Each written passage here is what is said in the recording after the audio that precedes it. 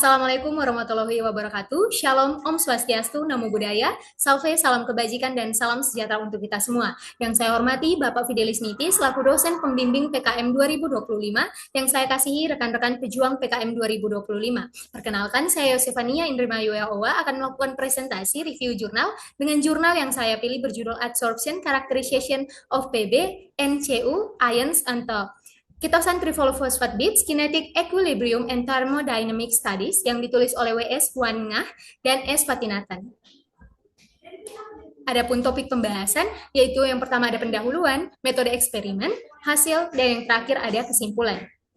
Kita masuk pada bagian pendahuluan. Pada bagian pendahuluan, penulis membahas tentang pencemaran air yang berasal dari limbah-limbah industri, yang bisa berbahaya bagi lingkungan dan juga berasal dari limbah elektronik seperti baterai yang dimana bisa menghasilkan logam-logam berat seperti Pb atau timbal dan kadmium. Di mana Pb sendiri merupakan logam berat yang berbahaya jika terakumulasi di lingkungan karena dapat menyebabkan kerusakan otak, kerusakan ginjal, kerusakan hati, dan juga gangguan syaraf. Sedangkan kadmium sendiri bersifat toksik sehingga dapat menyebabkan kematian. Metode pengolahan limbah telah ada seperti presipitasi kimia dan pemisahan membran.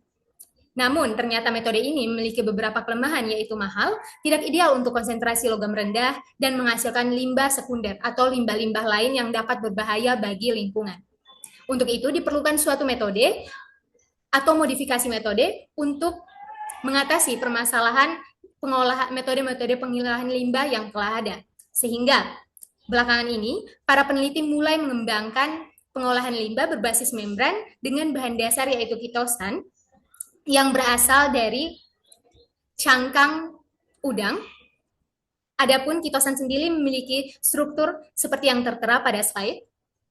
Dan kitosan merupakan bahan alami yang banyak tersedia dan murah dengan kemampuan mengikat ion logam karena adanya gugus amina NH2 dan gugus hidroksil atau OH. Gugus inilah yang memiliki kemampuan untuk mengikat ion-ion logam. Namun, kitosan ternyata memiliki beberapa kelemahan, yaitu porositas yang rendah, sifat mekanik yang lemah, dan efektivitas yang kurang. Untuk itu, diperlukan suatu metode untuk mengatasi permasalahan dari kitosan tersebut, agar kitosan memiliki porositas yang baik, sifat mekanik dan sifat fisika juga memiliki efektivitas yang baik dalam pembuatan membran untuk pengolahan limbah. Metode yang beberapa waktu ini, akhir-akhir ini mulai dikembangkan oleh para peneliti, yaitu modifikasi permukaan kitosan melalui cross-linking untuk meningkatkan kinerjanya sebagai adsorben.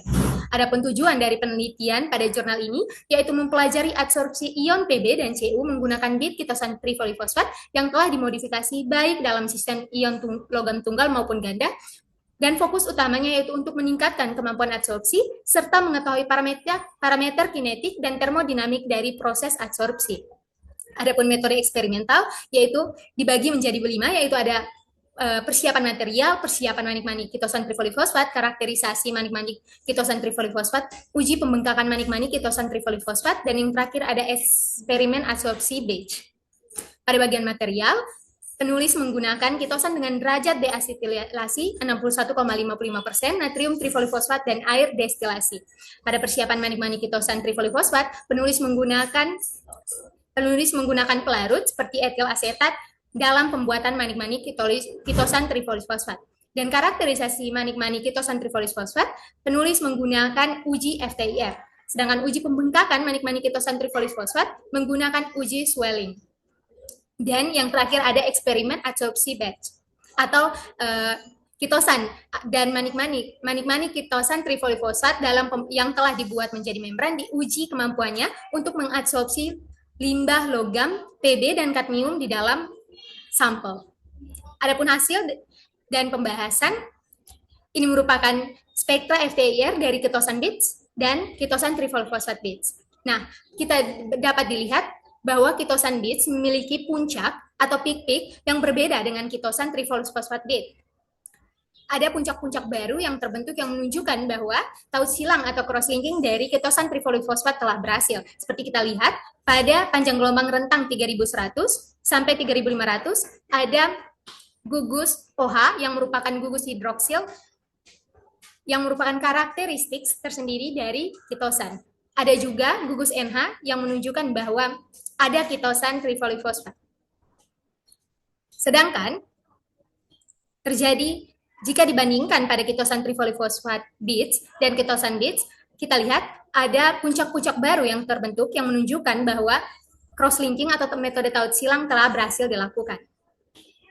Adapun ini merupakan hasil dari uji ketosan trifolifosfat beads, menunjukkan rentang yang baik.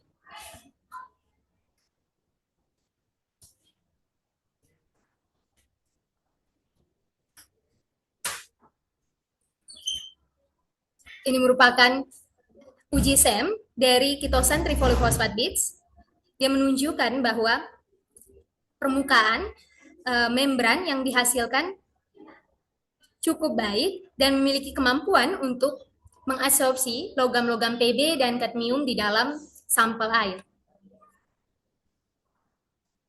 Yang berikut adalah kesimpulan, manik-manik ketosan trifolifosfat beads terbukti efektif untuk mengabsorpsi ion Pb dan Cu dengan kapasitas maksimum masing-masing 57,33 mg per gram dan 26,6 mg per gram berdasarkan model isotermal Langmuir.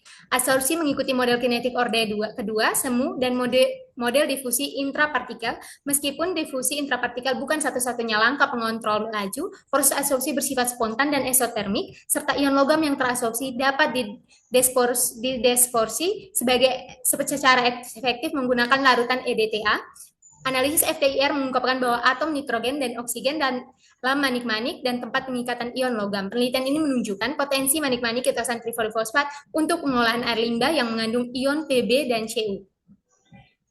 Sekian dan terima kasih.